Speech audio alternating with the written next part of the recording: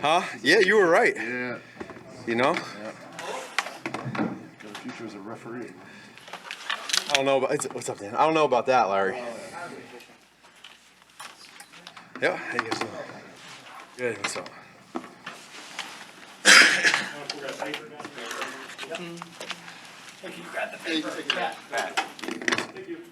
Thanks, Coach. Slow today. Wrong team.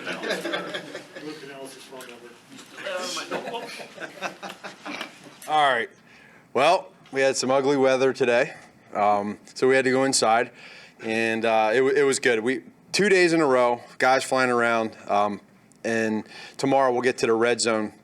We've been throwing a decent amount of stuff at them, and both sides, our defense flying around, offense, stacking completions in all the passes that we have. And then today, our kickers were much better in regards to their kicks, so that was good. And then we'll finish up tomorrow with red zone, and that'll be it. Off to the summer. Why did you cut Blewett? Well, for us, we don't have any set days where we say, hey, we're going to cut somebody here, we're going to have this number of kickers here or there.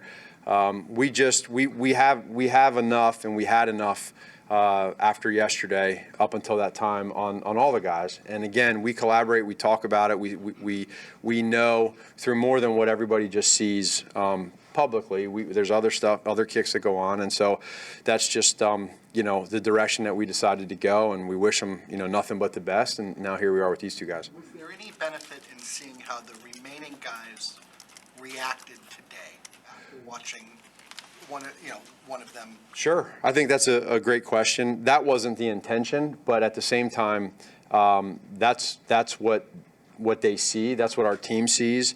And so now today, when they're put in a similar situation as yesterday, and already knowing what happened yesterday or this morning, then you understand that it naturally just creates more pressure. Any human is going to feel that way. So I was proud of those guys for being able to come bounce back today and then make those kicks. Are you worried at all that come opening day, I mean, there's so much scrutiny over Yeah. this right now from you guys, from us, from everybody around. I mean, that can anybody maybe handle this coming into the season? I mean, all eyes are going to be on whoever it is. For sure. No, and it should be. Nobody here is saying that it shouldn't be any other way.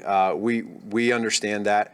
We know that it's not going to be easy. We have two guys right now that are very that are with us that are very inexperienced, and so we gotta keep that in mind. And so again, that's where we're at, and so we gotta just make sure that we're evaluating as best as we can, knowing that come week one, that's a big hole that we got to fill. How interested are you to see how these guys handle it in training camp, where they're going to be kicking in front of fans? Sure. For the time with the last time they saw a Bears player kick. I'm excited for it because that's more real. That's for them. They're in a position. It's totally different when you're standing out there on your own. It's like shooting that free throw on a technical. There's no one around the key. Well, it's the same way when you're kicking, like yesterday when they missed them. There's no one out there. So that's not real. But there's some reasons behind it. It's to see mentally how you handle things. And again, I'm going to tell you, when we get to training camp, they're going to feel good because we're going to create pressure with other positions too. And so I'm excited for everybody. There's been a lot of talk about Mitch's comfort in the offense, this being year 2 in the system. How has he been, though, with his accuracy in practices? He's been, from what I've seen numbers-wise with Goldsberry, who keeps our stats that he has, accuracy-wise, he's more than fine. I mean, what I've taken away right now from OTAs, just from all of us talking, is, some of the things that we're seeing from Chuck and that defense, and where Mitch was at last year at this time, fixing protections, and seeing what the defense is doing. Not even, I've been talking about coverages. Well, now talking about fronts and stunts and how they disguise different looks, and he's seeing that. And anybody that tells you that knows football and knows good quarterbacks, a lot of the reasons why they're successful is because they know how to create protection and help their O-line create protection to have matchups to be able to make the throws so that they can be more accurate. David Montgomery seemed to have pretty good day today. What has impressed you with just the amount of everything he's been able to handle thus far? Well, the thing with David is, and these rookies that we brought in here, they're very focused in the meetings. They're very detailed. And David's personality is he's introverted. He's quiet, but he's so driven, and you can just see how competitive he is, and he wants to be perfect on every single play. So he's going to practice the way he plays, and he's making plays. We always knew he had great hands. You don't know with these college backs how great of route runners they are, but he's a really good route runner. And as I told you before, this kid can't wait. As in Mike Davis and these other backs, they want to put the pads on. In offensive meetings, I'll come to you. Go ahead, you're good. in offensive meetings, how have you seen Mitch be more demanding when you guys are watching film and you can say to Taylor or whoever, like, hey, I want you to do this on this play? He's doing that. Whereas maybe last year it wasn't as much. He was doing it last year, but I feel like his first year with us as a new offensive staff, his first year trying to figure out himself. See, when you don't know something 100%, you're not as confident. Now, when that confidence creeps up and you understand, you feel good about what you're saying because you know it. That's where he's at right now. So when we're in meetings, he might at times cut me off to tell these guys how to run a route.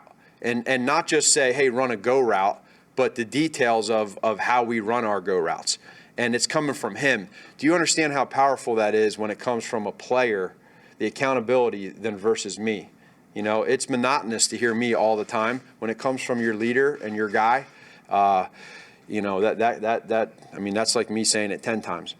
Is there a distinct possibility that Ryan is still looking for another kicker to take to training camp? So here's what I'll say. We're always going to be put in a position to where if we don't feel like we have the answer, we're always going to look. We're going to do that with every single player. So right now, if I told you no, we're not looking at everything right now. We're always going to. Those guys we're going to have them compete. They know that right now. Our own kickers know that. We're always looking. So they need to win the job. And at the same time, they realize that up to where we're at right now, that we got to keep evaluating them. And yesterday, it wasn't a good day. They know that. It doesn't take much to see that, and they want to be better, but they'll be better. And we're going to keep moving with this thing and letting them know that we're going to keep supporting them. But in the end, it's about production. So we're going to always be, with every position, we're always going to try to stay open. Montgomery, he hasn't signed yet. Are you confident that'll be taken care of before camp? I am. I'm not too worried about it. But that's just me personally. Like, I don't normally worry about that kind of stuff too much. Probably a fault of mine, but I'm not. He'll be okay. Did you get those questions about when a player's going to sign? It's been like 9 months since you got one. Well, yeah. I mean, that's pretty good, right? That's a good thing. I'm curious where A-Rob was today. He had a personal issue. Everything's fine, but he has a personal excuse to be gone. Nothing. He should be, unless the personal issue has extended, but he should be good. We noticed Zach Miller's out there watching. Yeah. Does he have a job? Did something change on that? No, nothing's changed. No, it's the same for him. And it's just that kid is such a stud. He's awesome. I mean, everyone. Yeah, what a good human being. And but he's nothing's changed. Same position. I know you mentioned Riley Ridley, or we discussed Riley yesterday. It looked like maybe Marvin Hall had a chance to make some plays in Allen's absence today. What have you seen from him and maybe out there today? Another kid with Marvin that he's come in here and really he made a few mistakes early on. And none of it was really mental. It was more of just, okay, oh, yeah, I got to do that, versus he ran a bench route instead of an in route. And so after he made that mistake early on, he's been really good. And, he's a fast receiver. He's got really good hands. So him just getting down the timing and understanding he's where everybody else was last year, learning this offense. So he's a little bit behind there, but he's picked it up great, and I'm proud of him. How's Cody Whitehair lived up to your expectations in terms of his development? And could you sense the growth and some of the differences with Harry coaching him and what's kind of taking place there? Yeah, you can feel that with Cody. It's probably really good that I don't even think about it. I don't. I mean, he's transitioned seamlessly to that. James has done the same thing. I mean, you're talking about a young kid and James that we just went ahead and had those two flip-flop. And it's funny, I was actually talking to Cody today right before practice, and really with our offensive line in general, those 5 guys that are there, they probably get the least amount of love from me right now, which is a good thing because it's the same crew, and they're just working together. They just go about their business, and they protect Mitch. Man, I don't know how much of an impression anybody can make in this off-season program, but has anyone intrigued you? Is there anyone that you want to see, really looking forward to seeing in pads, in camp, because of what they've done in this? Well, all the rookies are obvious. I mean, for our players, I can't say there's one person that just jumps out to me that says, I just can't wait to see. We have, in so many of our positions, I always feel that way about all of our players, so I wish I could sit here and have a better answer for you as far as a specific person. But maybe you look at somebody like Mike Davis, right, who is coming here, and it's just hard for these running backs right now because everything's passing. So I think we'll get a good taste of who we have back there once the pads come on, and then I think more than anything, probably it's going to be just seeing how these guys, a guy like Roquan, right, who comes in last year as a rookie, and now where is he at his second year, let alone learning a new defense, but just growing and the game slowing down. How about Javon Wims? Yeah, that's a great example. You know, this game is about opportunities, and he's got a great opportunity in front of him. Javon is a guy that he can, he knows all of our positions. He's smart. He's got great hands, and you saw last year at the end of that Minnesota Vikings game, he made some big catches. So that would be a great example. You've talked since the combine about this team steering around complacency. It doesn't seem like that's necessarily in their DNA to be complacent, Right. that they're not wired that. So specifically, what are you looking for from this group as far as their approach and what you want to see from them? Yeah, so Dan, I say that the one thing that I want to make sure that I hammer home is we're going to be very confident. It's not cocky, it's confidence. I love that. I don't want anything different. That's who we are as coaches. That's who they are as players. I'll never take that away from them, that confidence. But that said, once we get to training camp and we put the pads on and we start creating our 2019 identity, our last meeting at the very end of the year, or excuse me, on April 13th this year was last year's over. So we use that to build trust with each other, but we're 0-0. And I know there's buzz right now around who we are and everything. I get it. That's a part of it, but we haven't done anything. And this is a new year. And there's plenty of examples of teams that have had really good years and then come back, and for whatever reason, they don't. That's my job. I got to make sure that complacency, they're not 12, we're no longer 12-5. We're 0-0, and we got to go 1-0. Matt, earlier today, Mitch was asked what stats does he focus on for next year? What does he want to improve on?